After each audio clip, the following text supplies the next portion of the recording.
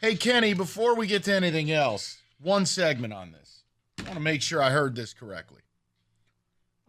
Is it win or be fired tonight in Kenny G. Cott's world for the voice you heard in that update?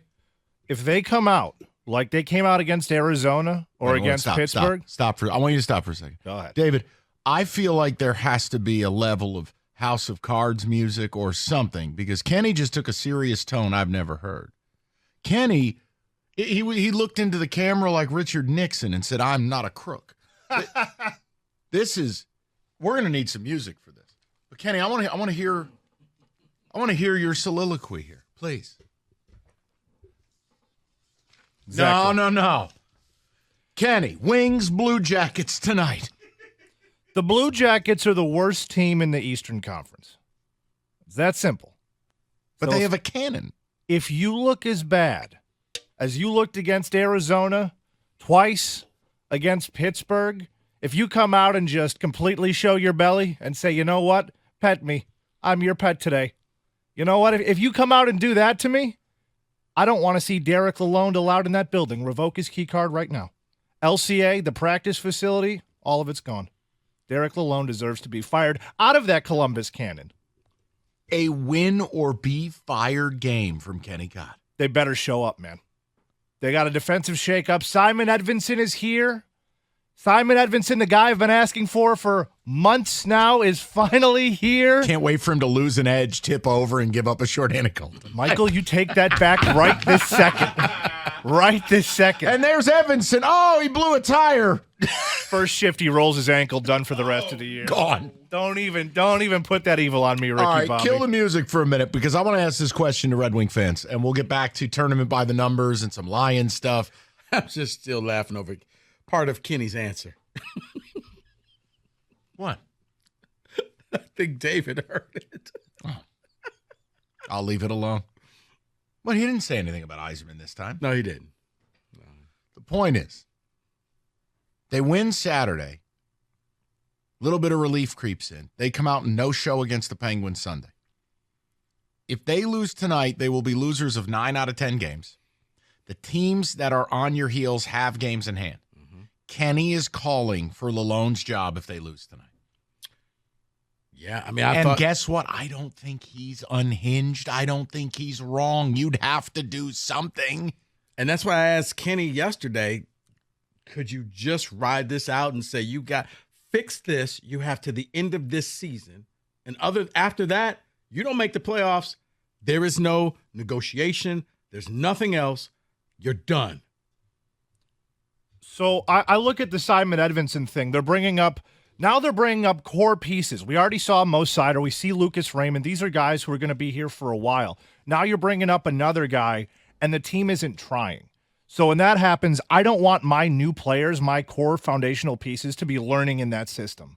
Whatever's working, whatever he's trying to make work is not working.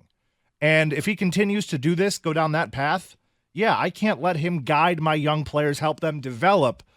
I can't have that because it'll stunt their growth. It'll stunt their development. But if you fire him, are you just pulling the plug on this season? Or are you hoping that the next coach can jumpstart it and get you back on the winning track? The way things have gone around the league, it might be the opposite. It might be just the spark the team needs. There's accountability. Something's actually happening. There are 6 teams that are in the playoffs or on the cusp who have made coaching changes this season in season. The NHL is unlike any other league where firing the coach actually works. The NBA, you fire a coach, you spin a wheel, you're still in the lottery. The NFL, very rarely do you fire a coach and end up in the playoffs. MLB, again, hockey, it's like currency. See, I want to know if the hockey elite thinks Kenny's unhinged. I don't. I think if you end up losing 9 out of 10 and crater, losing to the Pens and then losing to that dreck, which is the Columbus Blue Jackets, even though they have a cannon, you got to try something. The team is taking on water right now. That's my issue, is it doesn't look like it's getting all that much better. They had one good game, I think it was against Vegas, where they looked okay. They looked all right. This is the team that we've kind of been watching all year. Once Dylan Larkin comes back, we're going to be full steam ahead. And if Derek LaLonde is doing this crap where the team is just coming out unmotivated, unwilling to try in the defensive zone, I can't let my young players learn from that. I just can't do it. When they were playing the sound in the update, the look on Kenny's face, listening to LaLonde, Kenny was absolutely disgusted. Yeah. It's a shame. We were all excited for the Wings. We thought, you know what, maybe they're finally going to get this done, turn the corner, make the playoffs. Iser playing will be all right. That performance on Sunday, I go, you got to be kidding me. Car flags on clearance. Big time. 248-539-9797. David, ticket text coming in. Take my deal now. Go to hell. No, don't sit there and put that out there. No. Last year, the Wings were fighting to get in the playoffs. This year, they have been in and are now falling out. That is fireable. This is the players, not the coach. How can you come out so flat? Yeah, but it's the coach's job to have them ready to play. I mean, that's it. You can't absolve coach and management. You want to go to the management level? This is the group you assembled. You want to go to the coaching level? This is the group that you have to get motivated and manage egos and keep them on an even keel. Like, it can't always just be, well, the players stink. Well, you can't trade a whole locker room. You have to make a decision in real time. What can shake this thing up and unify this group? Because Kenny's right. I don't care if you're a neophyte like myself or you're the second coming of Don Cherry. Any level of understanding of sports, you watch this Red Wing team since February 28th, lacks effort. Certainly lacking levels of detail. They lack effort. Or as the hockey people say, they lack jump. There's no jump. There's nothing. There's nothing. And if you're one game and you kind of look like you're in a slump and you're, happens. I can understand that. I can wrap my head around that. In fact, I'd even put that on the players because maybe they just weren't mentally prepared. But when you're doing it for, 9 out of 10 games, 6 out of 7 games, 7 out of 8, I mean, once it just starts to pile up and you're in a playoff race, this is when you're supposed to be motivated. Yeah. I mean, and watching them, I remember back when it was the Florida, Colorado back-to-back, and it was like, all right, yeah, you'll fix this when you go down and play the Coyotes. Because I don't think anybody saw after that you would still keep losing. And then you'll lose to them again once they come here. I was just curious, Kenny, that could you just give him the rest of the season to figure this out? But you're saying that's tonight. So Detroit of you. It's always next year or give him another chance. No, I'm asking the question to Kenny. You shouldn't even ask it. Do you give him a chance because you were so close? No. You fix this, but tell him, if you're Yzerman, dude, if you don't make the playoffs, just grab some cardboard boxes and clean out your office. But see, you have to understand. You went to a fake high school. You got into Harvard. Why am I catching straight? Kenny and I are men of the streets. You got to understand. I like firing people. Yes, this is in my DNA as a New Yorker. I like firing people. You didn't do your job. You're fired. Mom, you burnt the chicken. You're fired. Burnt the chicken.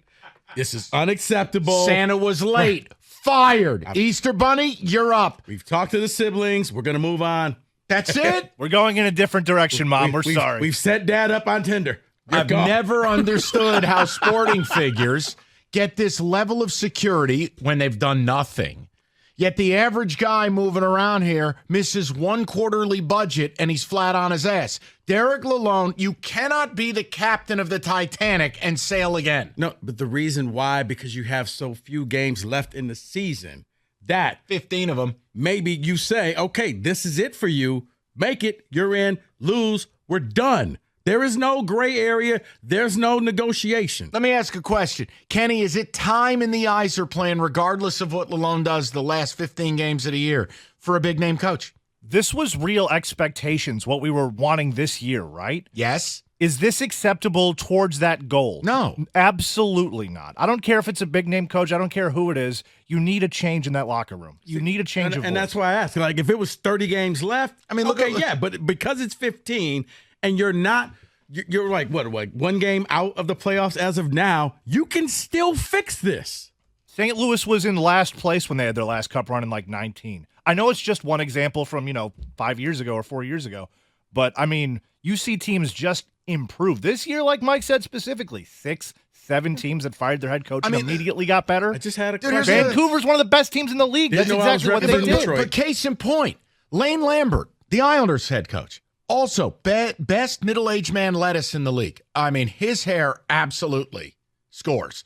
The point is, Lane Lambert was 20 games over 500. He got whacked.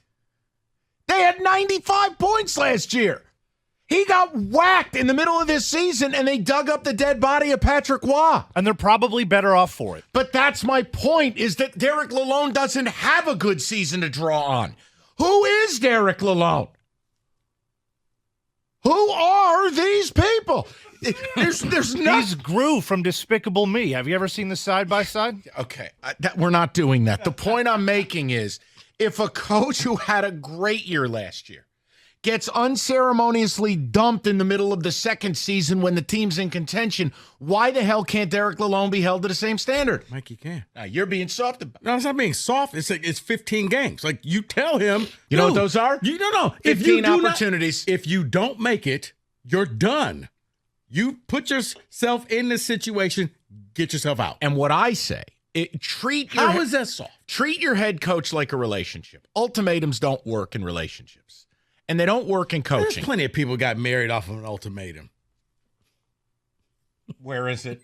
My timing is way off. Nope, that's not it. Whoa. That one is. Are you trying to tell us something? Wrong. Wow. Wrong. Breaking news. Wrong button. Wrong button. I'm making a point. If you get to the point you need an ultimatum with your coach, he's already fired. Fair. So let's just be done with it. That's fair, Mike. All right, Sheridan Spine, LaLonde. Sit. That's it. Rico, tell them all about it.